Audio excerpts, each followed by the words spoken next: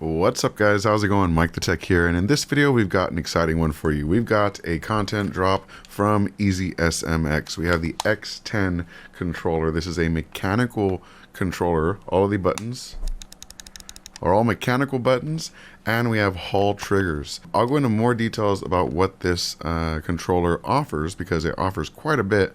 But before we get started, if you're watching this video, chances are you're not subscribed because 99% of you are not subscribed. And that's a pretty bad number. So if you like this one, be sure to click on that sub or thanks button below. Speaking of thanks, huge shout out to Miss Mo Davis and Tammy the Psychic. Thank you so much for being channel members. If you want to support this channel, get shout outs and videos like this, click on that join button below. So, onto the controller itself because I'm super excited about this.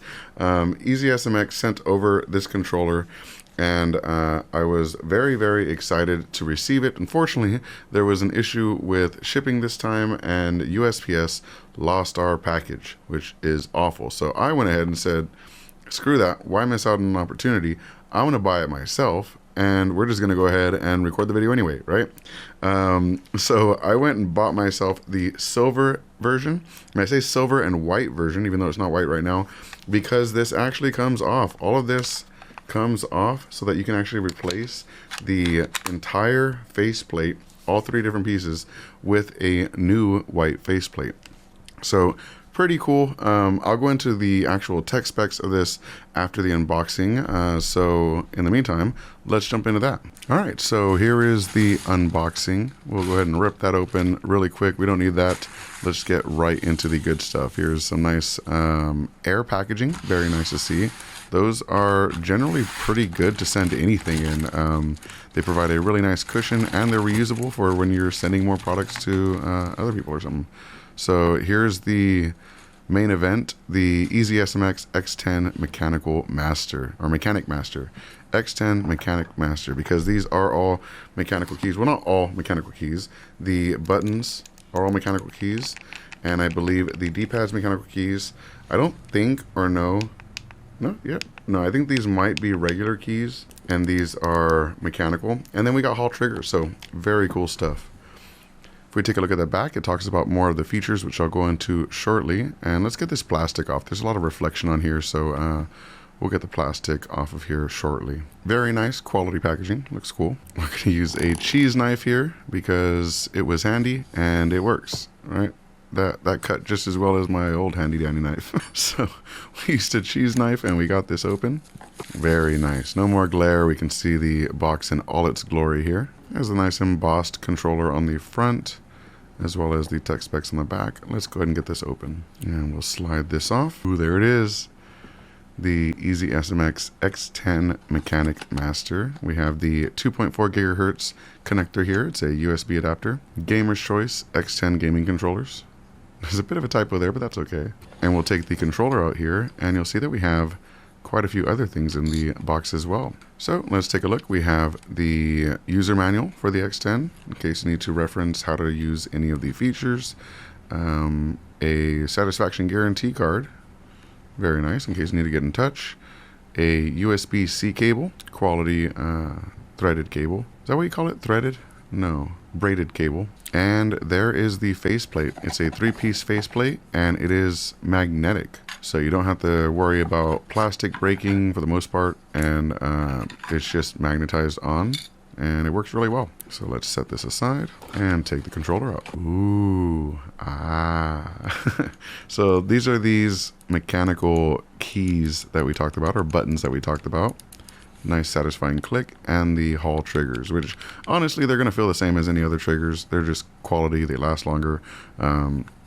It's an upgrade, so that's nice to see, especially with so many of the Xbox Elite Series controllers having issues with those triggers, as well as the top buttons. Alright, so let's see how that works. We can just go ahead and grab that little indentation there and pull it right off, and you can see that it is magnetized.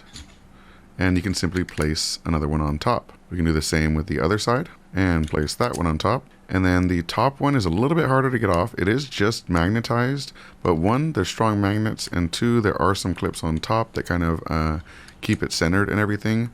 So you will need to apply some force to actually get this off. There it goes. So we went ahead and pulled it off, and you can see the innards there, all the mechanical buttons. It's kind of cool on its own. and you can simply slide on a new cover and looks really nice. I'm even considering painting the white one and using the other one as my day-to-day because it's really cool. You can see the magnets there that hold it in place. There's quite a few, and then there's 2 magnets on the lower end. If you take a look at the controller on the inside without the faceplate on, you can actually see that there are some magnets in place and there's also some screws in place. So on the bottom, two of the spots where magnets would be, they're actually screws, which works just fine because they're metal. So it's kind of a smart idea. You can kind of see it there. So if you need to, you can still open up the controller and it still maintains the functionality by having magnetized screws. Very nice. Let's go ahead and put the original faceplate back on. This is the silver version. There's also a purple version, which looks more like a gunmetal style, but it's a really nice color as well. I'm considering getting one as well. Great. So let's talk a little bit about what this controller actually offers. So one thing I would compare it to is it's very similar to what you might find with like one of the old FlyDigi controllers.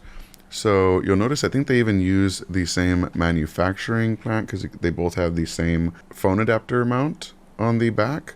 But what you'll notice is this is essentially just like a souped up super version of it. Why do I say that? Because 1, it has the mechanical buttons. 2, it has the Hall triggers, which means it's going to last longer. 3, this has a 300 milliamp hour battery. This has a 1000 milliamp hour battery. Quite a difference in and of itself. We do have 2 buttons on the back. Nice and clicky. There's not 4, so you know that is less than some controllers on the market. I don't personally think you need 4, but it is something to note that if you do use the back paddles a lot, you only have 2 here. You have multiple levels of rumble, 4 different levels of rumble. So if you actually turn the controller on and then hit the rumble, let's see if you can hear it here. So there's 4 different levels of rumble, and it has multiple levels of turbo as well. There's a turbo button. I obviously wouldn't recommend using that in competitive games where you could get in trouble for it if there's rules against it. But if not, the turbo button can be super useful for plenty of scenarios, especially single player. You're not going to get anything fancy like special lighting. You have the blue light that lets you know when you're using it, and if you're not using it, it turns off. You have a switch in the back to switch between the Nintendo Switch, PC 2.4 gigahertz, PC Bluetooth, or USB. So plenty of ways to connect this. And as a bonus feature, if you pair this to your Switch, you also get the gyroscopic controls that you would expect on a Switch controller. Very cool, feature-packed, very lightweight despite having such powerful motors in here for the rumble, and I'm super excited to make this my daily driver. My main issue is I've tried so many controllers in the past, and I used to think, you know, heavy controller good, quality, weight good, but after trying Elite Series 2 controllers and getting the exact same issue with the buttons on it that so many other people are having, I started thinking that's not exactly the case. Then I got a PS5 controller, which is probably one of the best controllers I've used, and it's even lighter. So I was like, well, apparently heaviness isn't a measure of quality.